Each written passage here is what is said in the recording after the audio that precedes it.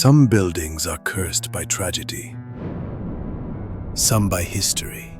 But this house, this one was cursed before it was even built. For nearly 900 years, its walls have absorbed fear, pain, and whispers from something that doesn't belong to this world.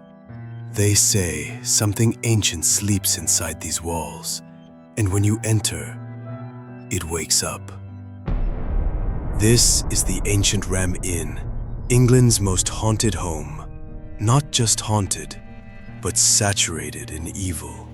A place where evil doesn't hide in shadows. It lives there.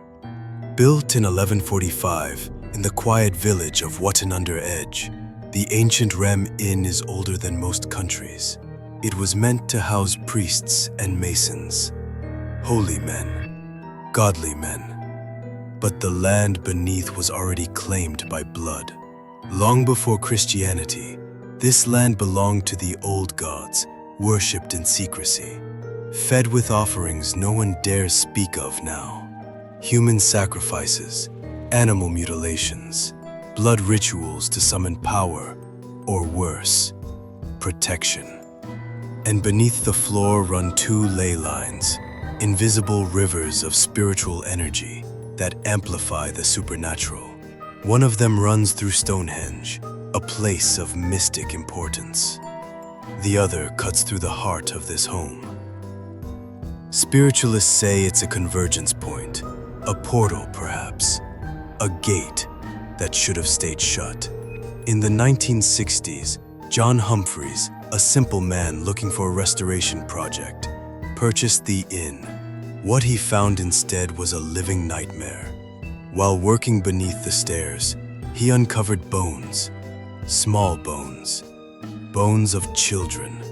With them were ceremonial daggers, placed as if in a ritual pattern. He reported an overwhelming cold as he dug, like the air was being pulled away from him. From that moment, the activity began. He was attacked in his sleep, dragged out of bed by forces he could not see. Sometimes he'd wake with handprints on his neck, scratches down his back. He placed crucifixes in every room, kept Bibles on windowsills and doors. He never once spent a peaceful night there. Not one. The bishop's room is infamous. Visitors say they see hooded monks levitating near the ceiling. The air grows so cold, your breath turns to fog, even in summer.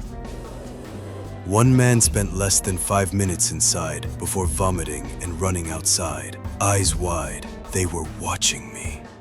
The witch's room tells a tale of vengeance. A woman accused of witchcraft hid there before being dragged out and burned alive. Her spirit remains. Guests say they feel heat, like flames licking their feet, while the room stays cold. Then there's the attic. People don't describe what they see there, only what they feel. Some cry without reason, some collapse. One paranormal investigator described it simply: it wanted me. Many have entered the Ram Inn with cameras, sensors, and bravado. Few have returned unchanged. When Ghost Adventures filmed here, Zach Bagans said it was one of the darkest places he'd ever visited. He felt dizzy, disconnected, as if something had climbed into his head and started looking through his eyes. He refused to sleep inside. Most haunted attempted to stay a night, but the footage was unusable. Doors slammed shut, equipment died. One crew member ran screaming from the building. EVP recordings have captured bone-chilling words. Get out. Mine, he watches. Even skeptics have been shaken. Some refuse to speak about what they experienced inside. Whatever lives here does not play tricks. It dominates. John Humphre died in 2017. He never moved out. He lived there until his last breath. To this day, people say the house feels occupied. Sometimes lights turn on by themselves. Sometimes screams are heard when no one is inside. Locals avoid the inn. It stands like a predator, silent but watching. And those who have dared to enter say one thing again and again: you don't leave the ancient Ram Inn. It leaves with you.